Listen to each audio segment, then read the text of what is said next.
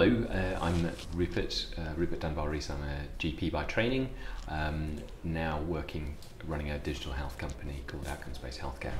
So, briefly, can you explain to us what outcome-based healthcare is? Yeah, we're a startup. We've been going for a couple of years, and we're a mixed services and product company. So we offer advisory services to the NHS largely, around trying to help the NHS define outcomes or results of care which are important to patients, and then help measure those outcomes and ultimately pay for those outcomes. So that's our principal advisory focus. We also do a lot of research that underpins that and education that underpins that, so that's quite a core area of our work.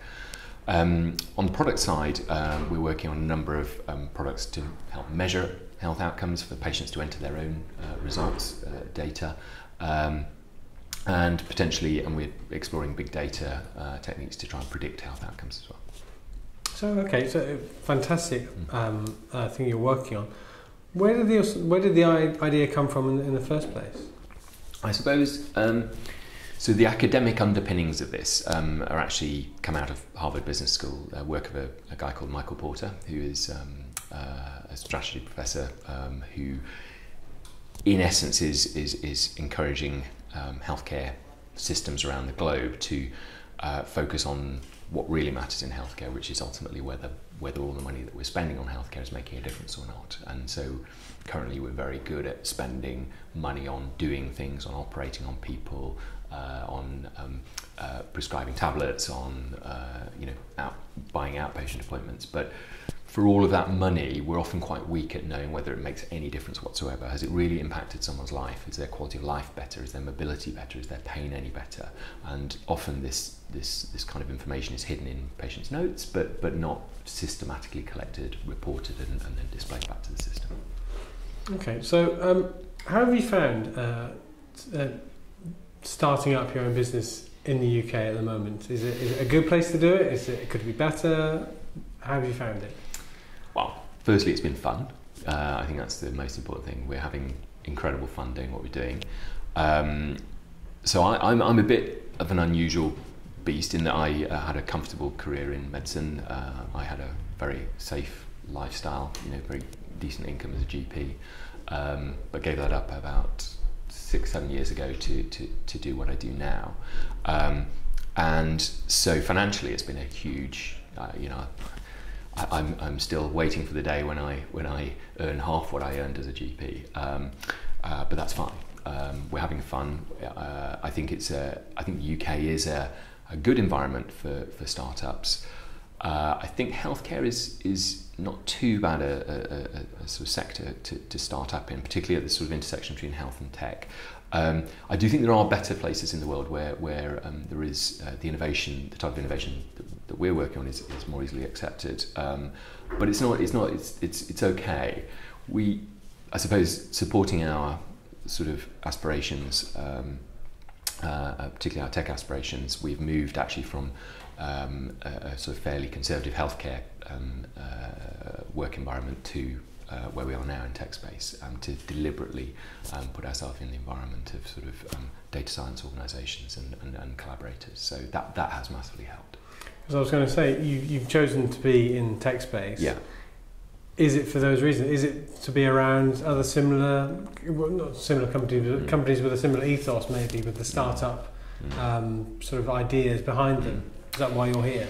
Well, there's a number of dimensions to that, I suppose. The first is that I think the future answers to healthcare are not going to come from within healthcare. So we are deliberately putting ourselves outside of the kind of healthcare system and mingling with organisations that have actually, frankly, solved a lot of these problems from outside of healthcare, and we want to know how to harness that within healthcare. So there's that aspect.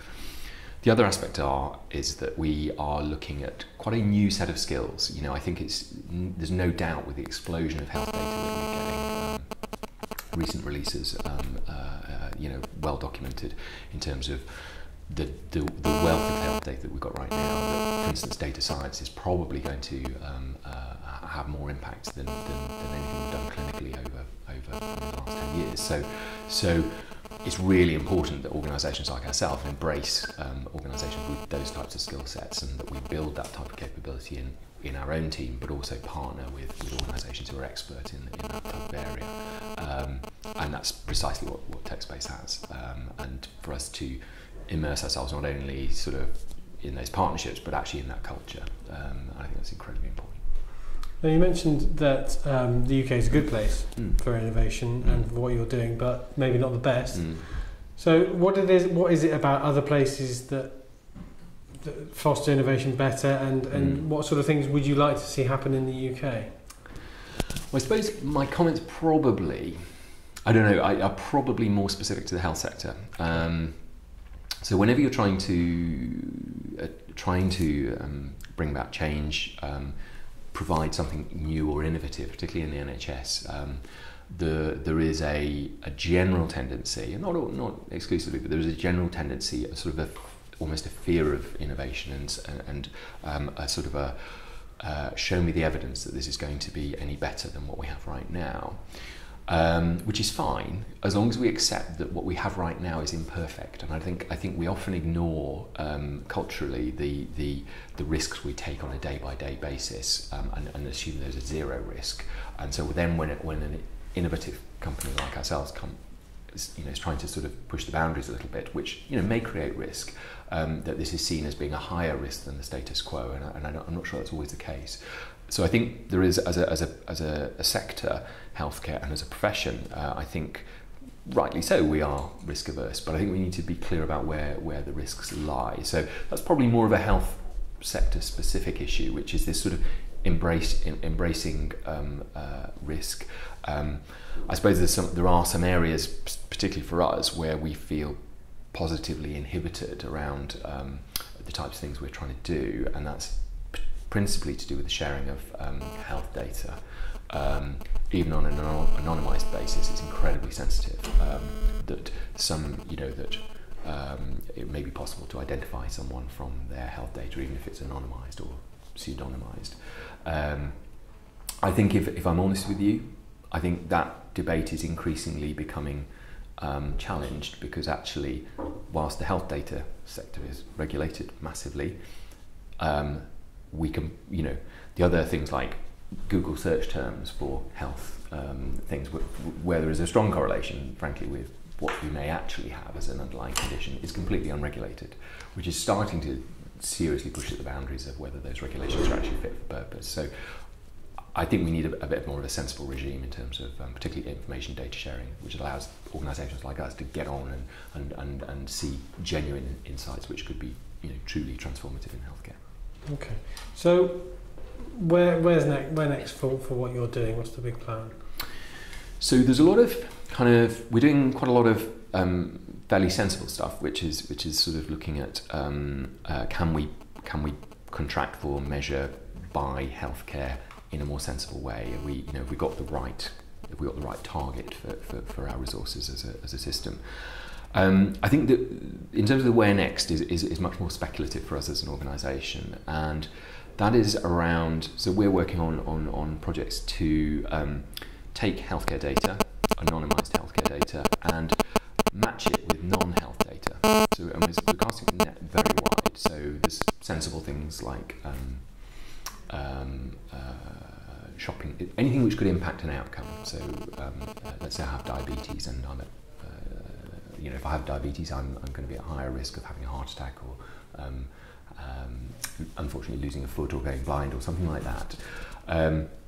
Now we know that some of those patients, not all people with diabetes have the same disease journey.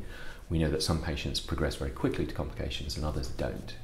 We don't know entirely why patients differ. Some of it's due to blood sugar control, some of it's due to genes, but most of the variation is unexplained, and we believe the answer is actually in non-health data. So atypical data sets like shopping basket data, that's reasonably sensible, but online activity or income, geographic variables, behavioural variables, all of these things we believe contribute to how someone progresses in their illness. And we believe, it's a hypothesis, but we believe that it's, and we're starting to see different clusters of patients who we previously thought all had the same condition, who may not actually, they may actually be subsets who are fundamentally different and require completely different ways of treatment. Some we may be even able to preempt or predict a complication and pre-treat it before it actually happens. So this is the type of sort of area that we're exploring, but it requires quite a complex set of skills. Yeah, that's amazing. And so finally, what sort of advice would you give to a company in a similar situation to you, but maybe 2 years behind you or 2 or 3 years behind you? What sort of advice would you give to somebody starting out? What advice would I give? Or what advice would you have liked to have received? You know, mistakes you've made maybe. Yeah, I think I probably need a bit more perspective to work out where our mistakes have been. I suppose we've been slightly unusual in that we've been self-funded. So I think that's probably one of the first things you need to decide. Right, am I going to are we going to self-fund, or are we going to go for external funding? We're self-funded, so that's meant that we've had to be profitable from day one, and we've had to therefore think about how can we generate an income whilst through services, whilst creating a scalable product.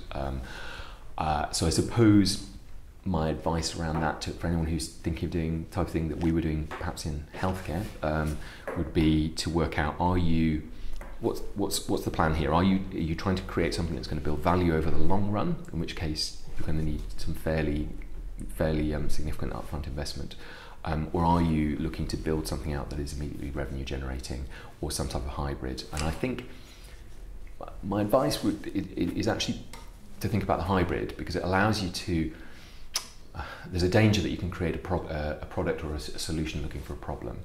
And what being in the market, what offering services does, is it enables you to soft test your products and develop your thinking around your product whilst sort of remaining financially solvent. And I think that does help a huge deal, actually, because I know that had we started with down the product line 2 years ago, we wouldn't be where we are now. I'm quite sure of that. But the testing, the conversations with our clients that are paying for our services has changed that massively.